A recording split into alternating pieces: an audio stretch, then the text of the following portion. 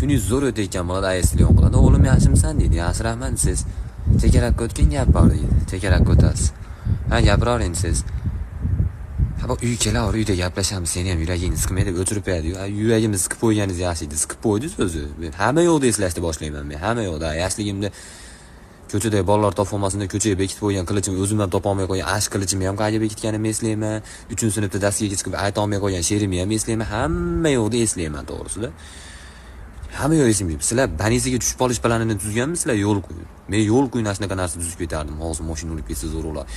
Shunaqa darajada tushunyapsizlar. Uykilar choy ichib o'tirasiz. Dadangizga qarab turib. O'g'lim o'zi yaxshimisiz deydi-yu.